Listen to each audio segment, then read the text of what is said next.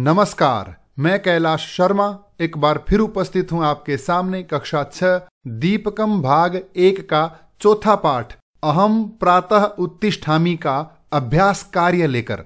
तो आइए शुरुआत करते हैं। वयम अभ्यासम कुर्मः। वयम यानी हम सब, अभ्यासम कुर्मः अभ्यास करते हैं। आइए प्रश्न उत्तर का हम अभ्यास करते हैं। पहला प्रश्न है पट्टिकातः शिष्टाचारस्य पदानि चित्वा लिखन्तु। पट्टिकातः, पट्टिका से यानी यहाँ इस पट्टी से शिष्टाचार के यानी अच्छे व्यवहार के शब्दों को चुनकर लिखिए। तो इन शब्दों को पढ़ें। यदि वो अच्छी बात है, यदि वो अच्छा कार्य है तो उसको चुनना है, गलत है तो उसे कट कर देना है, उसको नहीं चुनना है। सबसे पहला है कलह यानी झगड़ा, तो इसको चुने या काट दें, तो इसको हम कट कर देते हैं, इसे हमें नहीं चुनना।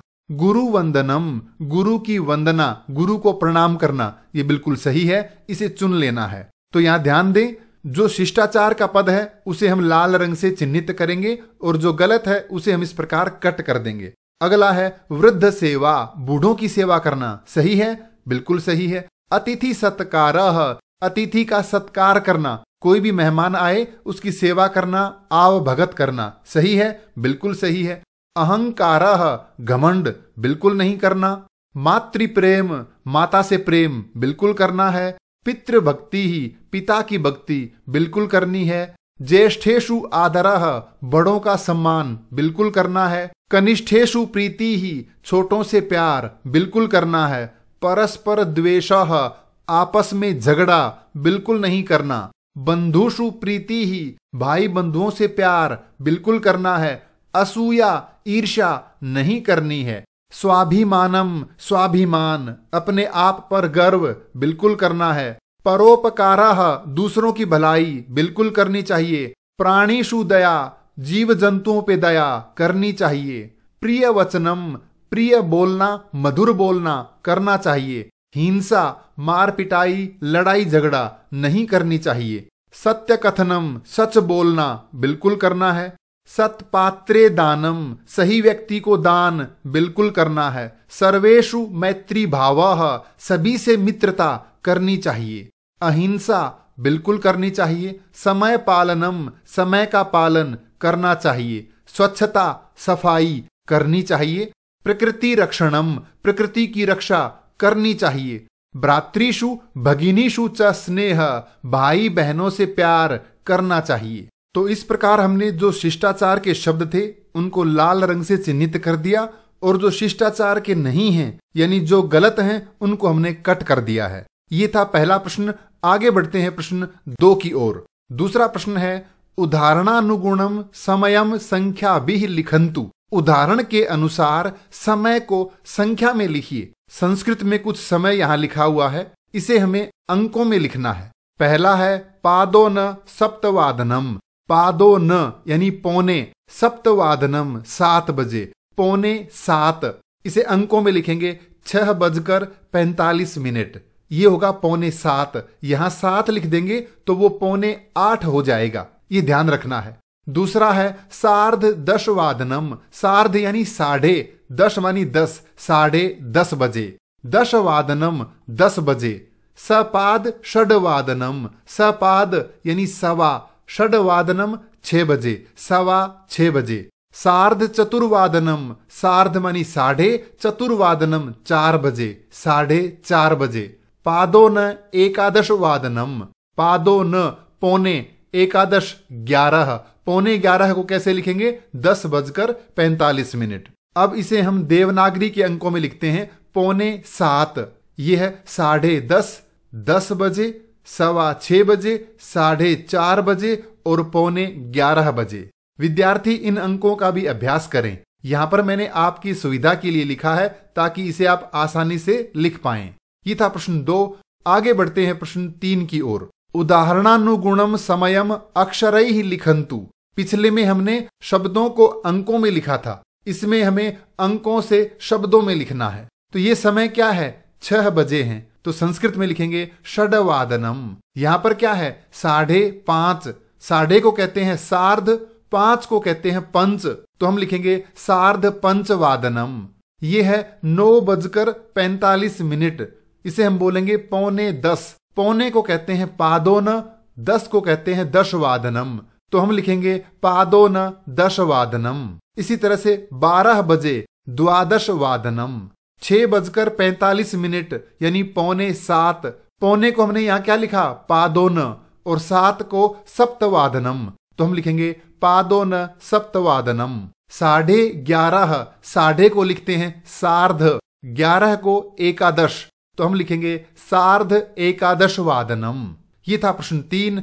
आगे बढ़ते हैं प्रश्न 4 की ओर। उदाहरणानुगुणम प्रश्न निर्माणम कुर्वन्तु। उदाहरण के अनुसार प्रश्न का निर्माण करें। एक उदाहरण दिया है, सह सार्ध सप्तवादने अध्ययनम करोति। वह 7:30 बजे अध्ययन करता है, पढ़ाई करता है। इसके लिए प्रश्न बनाया है, सह कदा अध्ययनम करोति। सह यानी वह, कदा, कदा का अर्थ होता है कब। अध्ययनम करोति पढ़ाई करता है, वह कब पढ़ाई करता है। तो ध्यान देना है, प्रश्न बनाने के लिए हमने शब्द लिखा है कदा।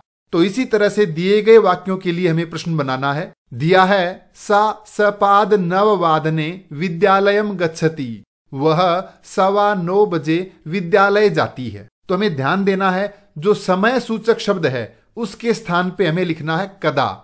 तो यहां समय बताया है सपाद 9 9:15 बजे। तो और बाकी पूरा वाक्य वैसा ही रहेगा, केवल समय के स्थान पे हमें लिखना है कदा। तो हमारा प्रश्न बनेगा सा कदा विद्यालयम गच्छति। वह कब विद्यालय जाती है। अगला वाक्य है सतीशः 12:30 भोजनम करोति। सतीश 12:30 बजे भोजन करता है। तो हम क्या पूछेंगे? कब भोजन करता है। कब को क्या कहते हैं संस्कृत में? कदा। तो हम लिखेंगे सतीशः कदा भोजनम करोति। सतीश कब भोजन करता है। केवल समय सूचक शब्दों के स्थान पे हमें क्या लिखना है?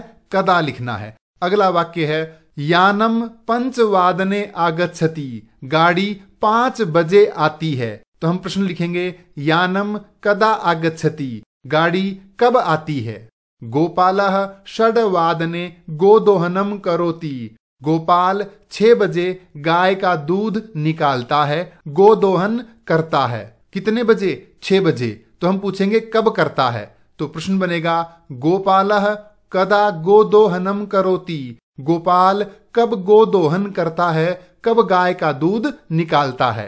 अंतिम है माता 10:15 कार्यालयम गच्छति। माता 10 बजे कार्यालय यानी ऑफिस जाती है। तो माता कब ऑफिस जाती है। तो प्रश्न बनेगा माता कदा कार्यालयम गच्छति। माता कब कार्यालय जाती है। ये था प्रश्न 4। आगे बढ़ते हैं प्रश्न 5 की ओर। स्वस्य दिनचर्याम सरल वाक्यैः लिखन्तु।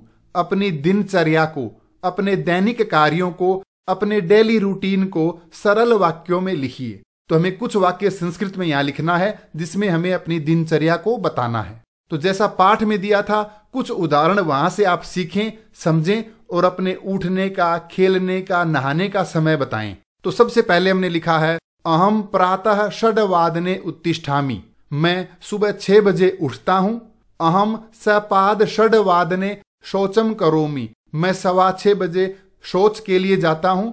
इसके बाद तदनंतरम, इसके बाद दंत धावनम करोमि, मंजन करता हूं। अहम सार्ध 6:15 योगाभ्यासम करोमि। मैं 6:30 बजे योगाभ्यास करता हूं। योग अभ्यास के बाद अहम 7:15 स्नानम करोमि। 7 बजे मैं नहाता हूं। अहम 8:15 विद्यालयम गच्छामि। मैं 8 बजे विद्यालय जाता हूं।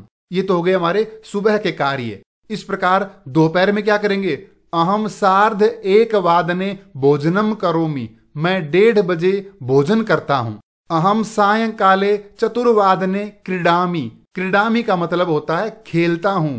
मैं शाम को 4 बजे खेलता हूं। अहम 7:15 भोजनम करोमि। मैं शाम 7 बजे भोजन करता हूं।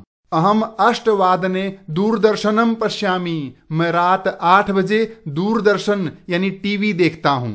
और टीवी देखने के बाद अहम 9:15 अध्ययनम करोमि। मैं 9 बजे पढ़ाई करता हूं। और अहम 10:15 शयनम करोमि। मैं 10 बजे सो जाता हूं। तो ये है मेरी दिनचर्या जो मैंने यहां पर लिखी है। ये था प्रश्न 5। आगे बढ़ते हैं प्रश्न 6 की ओर। यहाँ पर मंजूषा में यानी इस बॉक्स में, इस पेटी में कुछ शब्द दिए हैं जो शिष्टाचार के पद हैं, यानी जो अच्छी आदतें हैं, अच्छे कार्य हैं। इन्हीं शब्दों से हमें रिक्त स्थान भरने हैं। एक उदाहरण दिया है, युवकः माता पित्रोः सेवाम करोति। युवक अपने माता पिता की सेवा करता है। तो यहाँ शिष्टाचार का शब्द क्या है? सेवाम। तो हमने यहाँ लिख दिया सेवाम। सेवाम की तरह से ही हमें यहाँ से शिष्टाचार के शब्द चुनने हैं और नीचे दिए गए रिक्त स्थान भरने हैं। पहला है सा यानी वह लड़की, दुर्बला नाम कमजोर लोगों की डैश करोति करती है। कमजोर लोगों की क्या करते हैं? सहायता। सहायता को संस्कृत में क्या लिखेंगे? सहायम, यानी वह कमजोर लोगों की सहायता करती है। तो ये अच्छा कार्य है। इसी तरह से अगला वाक्य है सर्वेषु प्राणीषु डैश भवतु।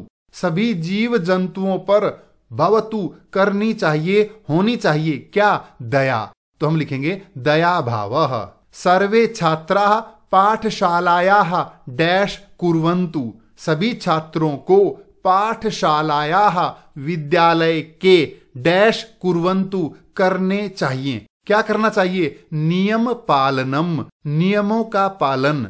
जो भी रूल्स हमारे बने हुए हैं उनका पालन करना चाहिए। अगला है वयम सर्वे अतिथि नाम डैश कुर्मः। हम सभी अतिथियों का करते हैं, क्या करते हैं? सत्कार करते हैं। तो हम सब अतिथियों का सत्कार करते हैं। अंतिम वाक्य है परस्परम छात्रेषु डैश भवतु। परस्परम आपस में, छात्रेषु छात्रों में, छात्रों में आपस में डैश भवतु होना चाहिए।